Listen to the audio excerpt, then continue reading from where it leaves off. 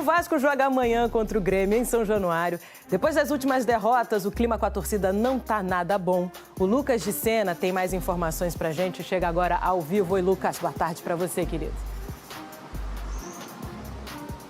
Oi, Débora, muito boa tarde para você, para todos os amigos e amigas que nos acompanham no Globo Esporte. O Vasco não vive uma semana tranquila. Ontem, a maior torcida organizada do clube foi até o centro de treinamentos Moacir Barbosa para cobrar diretoria, comissão técnica e jogadores. Essa entrada no CT foi autorizada pelo presidente Pedrinho. O técnico Fernando Diniz pediu a confiança desses torcedores. Agora, houve um momento em que o clima esquentou, porque um torcedor foi cobrar de forma mais exaltada o comprometimento do zagueiro João Vitor. Vamos ver. Jogando bolichezinho todo dia com a família. Sabe, irmão? Sabe, você passeando com a família. É você mesmo. É você mesmo. E não pode mais. O Vasco vai mudar o negócio. Não é possível o negócio ficar assim, igual desse tamanho. Eu tô aqui, você pode dizer, pô, assim, eu quero pra c****. Eu vou dar minha vida. O Vasco, que já estava em busca de um atacante que jogue pelos lados, agora, depois dessa cobrança, também passou a ter como prioridade a contratação de um zagueiro. Isso depois de apresentar oficialmente o volante Thiago Mendes. E sob pressão, o Vasco, em 15º no Brasileirão, amanhã recebe aqui em São Januário o Grêmio às 5h30 da tarde. Forte abraço, Débora, para todos os amigos e amigas que nos acompanham. Outro abraço para você, Lucas. Obrigada pelas informações. Põe na tela aí, que o tempo fechou. Deixa eu até botar meu leque pra cá. Lucas Pedrosa. O tempo Cuidado você. Agora é a sua vez. Eu? Olha o que tá escrito ali. Deve estar tudo tranquilo em São Januário, Fernanda Maia. Nenê. Com esse sorriso aí, E você deve viu o que estar ele disse tudo pra mim? tranquilo. Eu falei, o tempo fechou. Aí ele, cuidado. É o teu tempo mesmo, cara. Olha essa imagem que tá Você na tá tela. igual o João Vitor, retrucando. Isso aí é igual Réveillon, velho. Todo ano tem. É o quê? E não adianta de nada. Isso foi em São Januário, a torcida organizada do Vasco. Ela foi ao CT? Não, é em São Januário. Isso é CT, não é São Moacir Januário. Barbosa. O CT em outro lugar. Isso. Foi protestar contra a situação do time. O Pedrinho e o Diniz foram falar com os torcedores. Sim. E o alvo principal foi o zagueiro João Vitor. E também, eu acho que o que mais viralizou foi uma fala do Diniz. Sim. Que ele fala o quê? Que os torcedores estão há 20 anos na M. E não Vai. mentiu. É muito importante a gente deixar isso claro. O Fernando Diniz ali, ele fala a realidade. O Vasco tá há 20 anos aí perambulando. O Vasco tá há 20 anos não honrando o que é a história do Vasco da Gama. E ele disse que ele vai dar a vida para que isso mude. Que não é possível que o negócio vai continuar assim. É isso que ele diz. Obrigado, Diniz. Tomara que você esteja certo, que você trabalhe muito e coloque esses jogadores para trabalhar bastante também, para mudar a realidade do Vasco. Em relação ao João Vitor, o que eu entendo hoje, Fernando, é que tá insustentável a relação. Ele ficou mais afastado, né, na hora do protesto, Ontem era né? aniversário do João Vitor, é algo que pouca gente falou, ontem é aniversário do João Vitor. Ele foi o principal alvo, porque de fato ele é um cara que erra e erra o tempo inteiro. Ocorreu um episódio que torcedores do Vasco relataram, que no jogo lá do Equador, quando eles estavam voltando ao hotel e os torcedores estavam cobrando, o João Vitor debochou de alguns torcedores que estavam lá cobrando também. E já tiveram outros casos do João Vitor também. Eu lembro um caso em São Januário, que ele retrucou o torcedor. Isso, que ele retrucou o torcedor. Tiveram outros casos. Tá igual minha filha, ele. Então, a situação do João Vitor hoje, com a camisa do Vasco, ela tá insustentável. Porque a partir do momento que ele entrar em campo, a torcida vai vaiar ele constantemente. Então, de verdade, eu falo isso pro bem do clube e até pro bem do jogador. O melhor a se fazer nesse momento é cada um sentar, conversar e seguir seu rumo. Esse é a melhor coisa a se fazer. Porque hoje não tem mais clima pro João Vitor continuar no Vasco da Gama. Em relação ao protesto, eu sempre falo aqui, o torcedor tem todo o direito de fazer o que ele quiser, tá? Eu só acho que não adianta. Eu acho que o protesto dentro do estádio, eu até sugeri um protesto lá na minha live e tudo mais, o Vasco fazia muito isso antigamente. Ele entrava no estádio e aí antes do jogo começar, os torcedores viravam as costas pro campo, para mostrar que eles estão insatisfeitos, para mostrar que aquilo ali não é algo que os torcedores gostam de ver. Então assim, vou falar novamente, o torcedor tem todo o direito de fazer aquilo ali. Aparentemente foi uma conversa, que não teve violência, que não teve nada e etc. Mas vai adiantar? Não vai. Eu acho que o que tem que acontecer é o seguinte, a diretoria tem que trabalhar para reforçar esse elenco e aí sim, os jogadores têm que tomar vergonha na cara, porque a quantidade de vexames que eles protagonizaram desde o ano passado é muito grande para o que o Vasco é. Dia agitado de protesto e de apresentação lá no Vasco da Gama. A quinta-feira foi movimentada no Vasco. Além da apresentação do Thiago Mendes, a reapresentação do grupo no CT Moacir Barbosa teve a presença de uma torcida organizada que foi até o centro de treinamentos cobrar os atletas pelo baixo desempenho nos últimos jogos. Sabe, irmão? Sabe, você passando com a família, é você mesmo. É você mesmo. Nessa cobrança da torcida organizada, o presidente do clube, Pedrinho, estava presente, além de membros da comissão técnica e também dos atletas cruzmaltinos.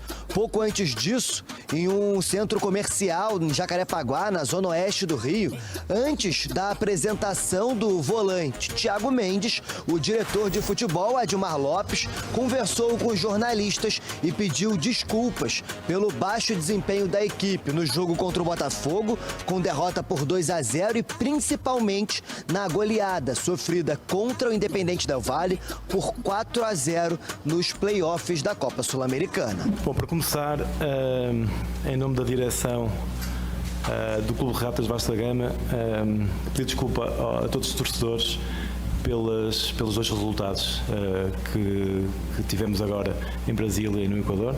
Em nome de todo o grupo e em nome da direção, mais empenho, mais trabalho para rapidamente inverter esta tendência de resultados. Depois da conversa com o diretor de futebol, Thiago Mendes foi enfim apresentado como novo reforço do Vasco. O volante assinou contrato até o final de 2027, já está inscrito no BID e pode inclusive fazer a estreia com a camisa cruzmaltina no jogo contra o Grêmio no próximo sábado, aqui em São Januário.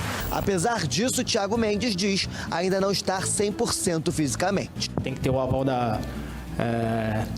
do treinador e da comissão também, para saber o dia exatamente que eu vou estrear, mas enquanto isso eu vou trabalhar forte para estar à disposição o mais rápido possível. Eu estava de férias, mas trabalhando bastante, mas logo vamos tirar isso de letra para poder ajudar o Vasco. O processo para a contratação de Thiago Mendes levou alguns meses em relação ao futebol brasileiro. Ele já tinha propostas para voltar ao Brasil e tinha interesse nesse retorno. Santos e São Paulo fizeram sondagens, mas o Al Rayyan do Catar só liberou o jogador agora nesta janela de transferências. A escolha do atleta foi pelo Vasco. Ele falou um pouco sobre a conversa que teve com o Fernando Diniz antes de assinar o contrato. Acho que foi legal, foi um bate-papo bom, foi um bate-papo que o que esperava de mim dentro de campo, o que ele esperava que eu poderia acrescentar ao Vasco. Eu falei tudo para ele e ele me falou do projeto, os dois me falaram do projeto que o Vasco tem, mas eu espero contribuir bastante, a confiança que eles passaram para mim. E eu espero dentro de campo demonstrar isso a eles e aos torcedores do Vasco. Nos bastidores, além da contratação de Thiago Mendes, que foi a primeira para essa janela de transferências, o Vasco ainda busca outros 2 ou 3 reforços, principalmente para o setor defensivo e também para o ataque.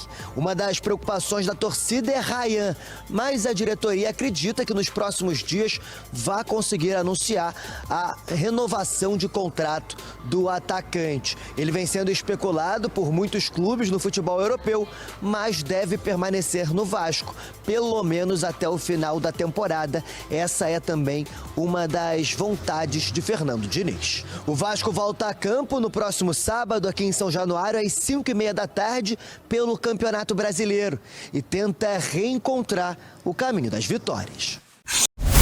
Vasco e Grêmio em São Januário. Fala do Vascão aí, Breno Monsef, manda.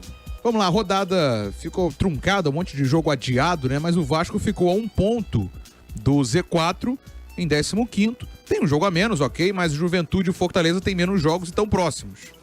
Então é nesse clima que o Vasco amanhã enfrenta o Grêmio em São Januário e na terça-feira tem Independente Del Valle. São 2 jogos seguidos em casa.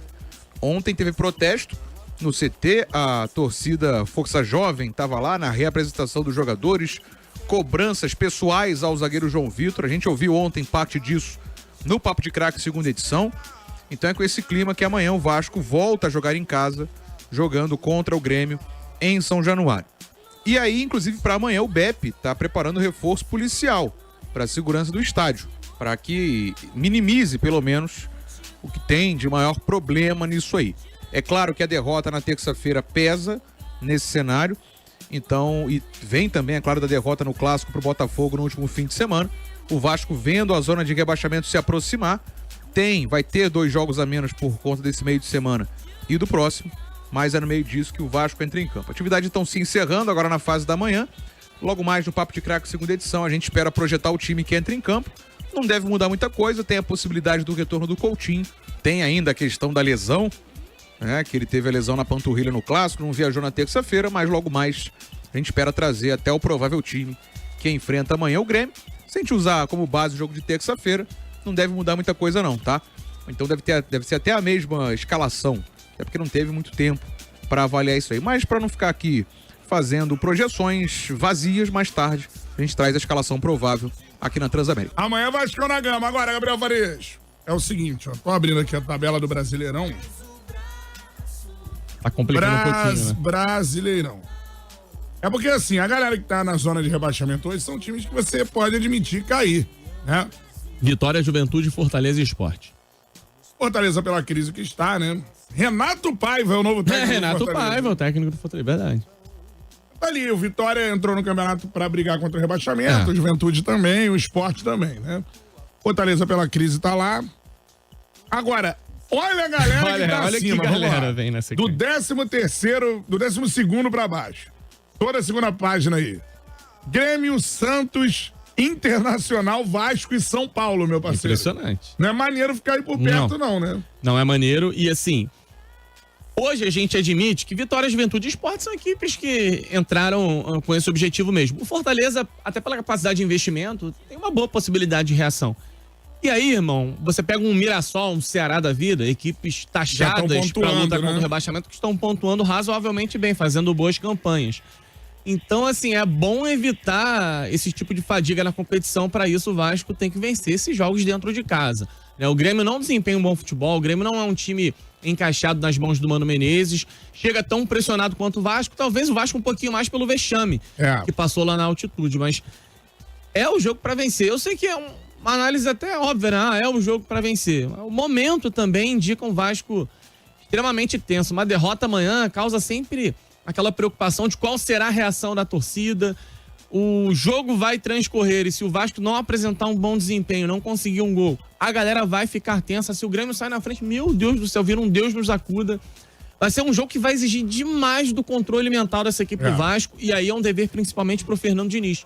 Montar um time do Vasco que saiba lidar com esse tipo de situação, e essa tem sido uma cobrança de grande parte da torcida e de grande parte das pessoas que acompanham e cobrem o dia a dia do Vasco. A cobrança é: o Vasco não responde bem emocionalmente aos momentos de instabilidade das partidas. Basta uma situação se apresentar contra o Vasco e o Vasco se perde completamente. De fato, isso tem um certo fundo de razão. O Vasco não responde bem aos momentos de instabilidade nos jogos. E esse jogo amanhã promete muitos momentos de instabilidade, já que o Vasco não vive um momento de tamanha confiança e a pressão muito grande. Se é Vasco, tá na colina.